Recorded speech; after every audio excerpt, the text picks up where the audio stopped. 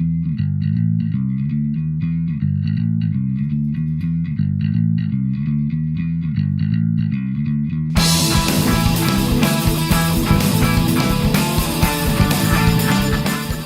and welcome to a very excited Beard doing an unboxing video of the Elegoo Mars 2 Pro 3D printer, which I have here. This is the table it's going to be sitting on. I'm quite excited and I'm very nervous. I'm a bit worried that this will end up being an experiment like the airbrush, which I'm still failing at quite dramatically. I am still trying. But we shall see. I've got some very good friends who are going to help me out. Quinian from Quinian Budget Craft has been really supportive and helpful, and there are a few others like Roto and other people who have helped me as well. So thanks to you guys. What we're going to do is we're going to take this out. We're going to look at what we get in the box. We're going to look at setting it up on this table, and that's what this video is going to entail. I'm not going to do any printing yet. I'm just going to take out the box, have a look at what I've got, and get it set up. So without any further ado, let's point the camera a little bit closer and let's get opening. Right then, I've got three boxes here. The first box, which I will just put to one side for now, is the resin, which we don't need to look at, obviously.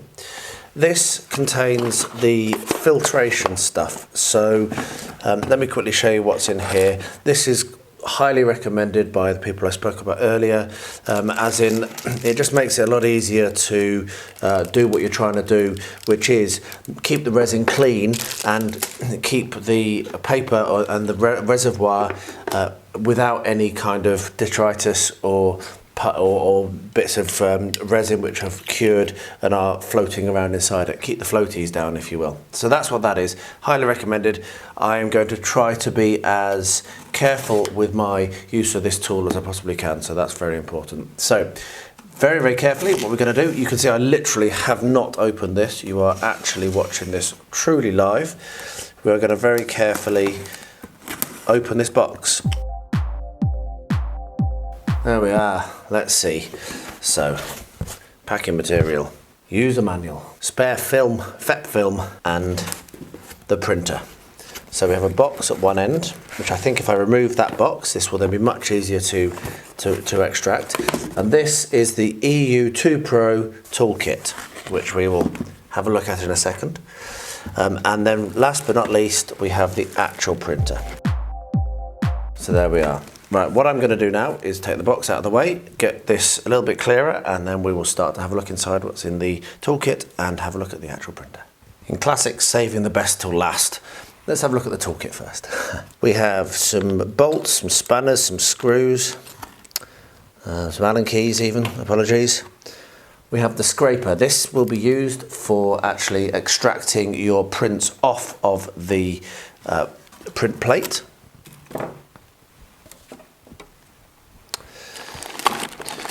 We have one half of a power supply. We have the other half of a power supply.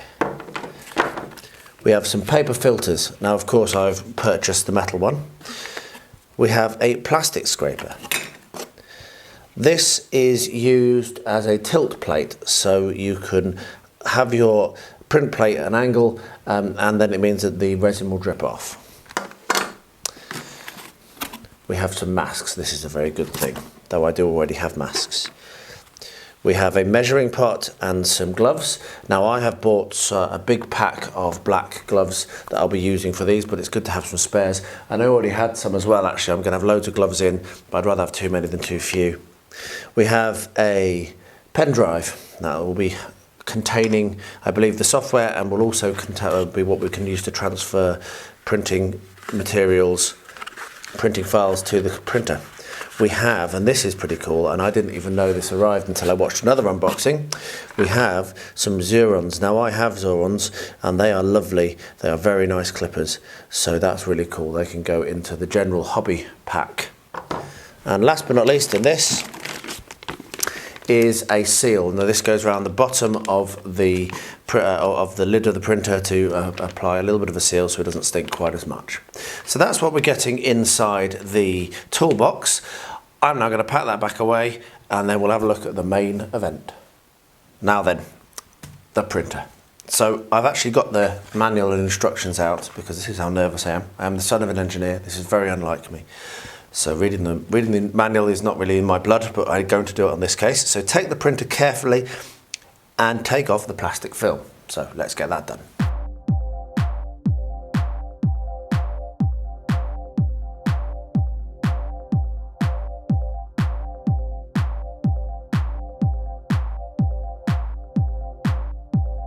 That was actually quite difficult, particularly considering how nervous I am, but we've managed to get the outer wrapping off. So what we're now going to do is we can pull this top off very carefully.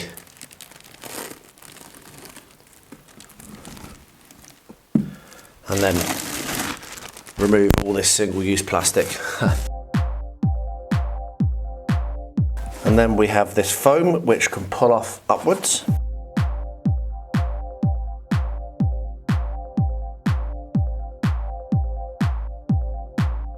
And there we are. So, take off the plastic film. Ha, fantastic.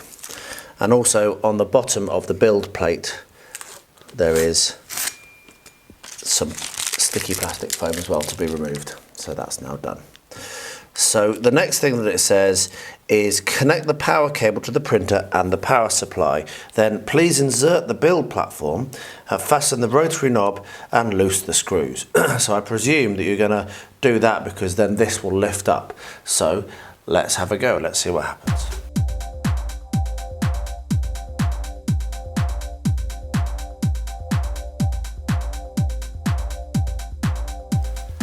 There we are. The printer is on and powered. As you can hear, we have a fan going. Let's just see what happens for now, because this needs to be lifted up. If it doesn't lift up automatically, then I'll pause, have a look, and I'll come back and I'll let you know what I discover. Well, there we are. So what I had to do was I had to go to Tools on the touch screen and then go to Manual and then move it up, and it's automatically, when it comes, it's set to 10mm. Let me zoom that in just a little bit so you can see. So there we are, you can see that it's set to 10mm over here.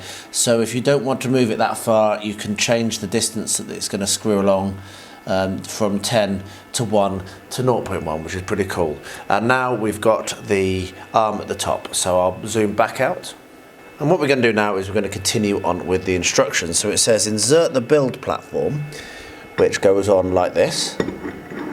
There we are.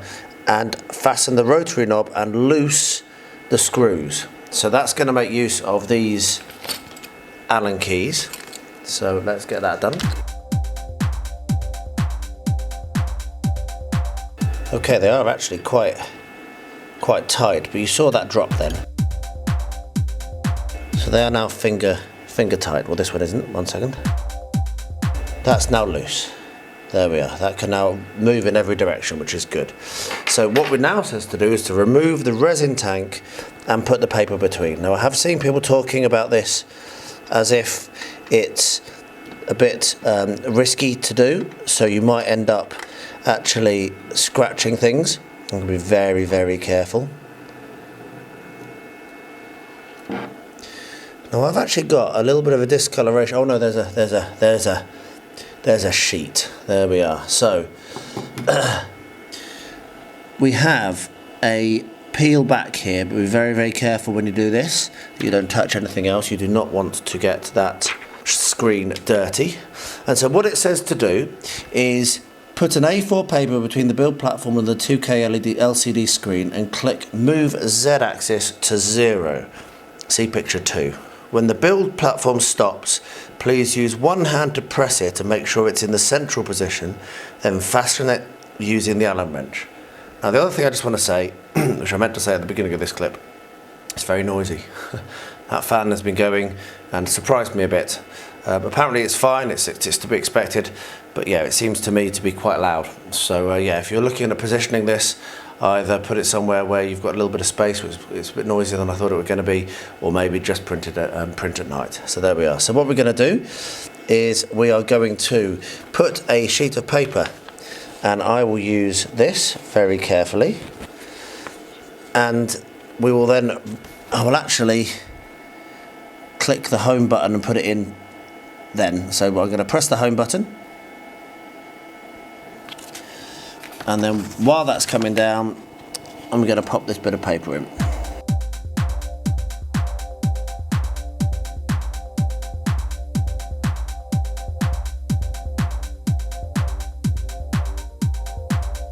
There we are, so that's down now. And you'll notice that I can still read the instructions because of the page I picked. So, what we now do is we make sure that this is central. I'm not sure how you do that when it's pressed down so hard. I think maybe what we're going to do is going to lift it up just a little bit, because that is not looking square to me. Right, I'm going to pause the camera and I'll bring you back and I'll tell you what I do. So all I did was I lifted it up by 10 millimeters, then manually centered it, and then I pressed home again. So that's how I've done it. And what I'm now going to do is very carefully, I'm going to tighten back up these Allen keys.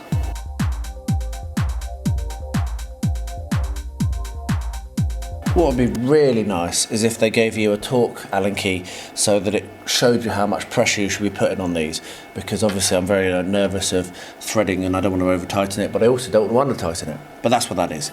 So now what we do is we attempt to pull out the paper. Now because we can't pull out the paper, what we're going to do is we're going to change it to 0.1 mil and lift it up just maybe down again. Up one. There we are. So there's just a little bit of resistance, but not much, and we can pull the paper out. What we're now going to do is we're going to save the current Z-axis position as the initial height of the first layer. So you return to the previous interface and click set. So return to the previous interface, click set Z equals 0. Where does it say that? Set Z equals 0, top right. And then it says confirm. So that's done. Right, so we have set our height. So now we're going to move up, go to 10 mil and move it up a couple of times. Parallax is a bit odd on this printer.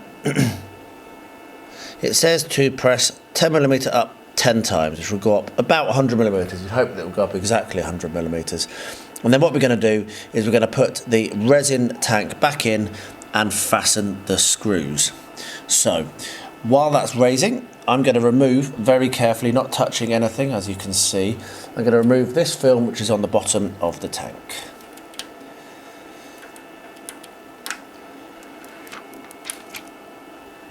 And then what we'll do is we'll slide this back in very carefully again and tighten the screws. So now, next step it says is test the UV lights by pressing tool. So we'll go back to the home and back again. So pressing tools, exposure, and next.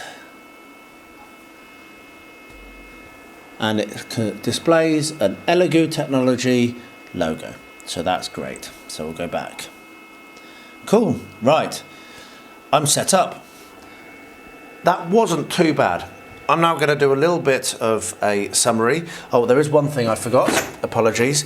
We need to pop the seal on the bottom of the lid. So let me just get that done as well.